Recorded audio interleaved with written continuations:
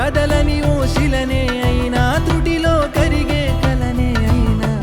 ఏం తేడా ఉందట నువ్వెవరంటూ అడిగిదు నన్నెవరైనా ఇల్లాగే కడదాకా ఓ ప్రశ్నే ఉంటానంటున్నా ఏదో ఒక బదులైనను చెరబొద్దు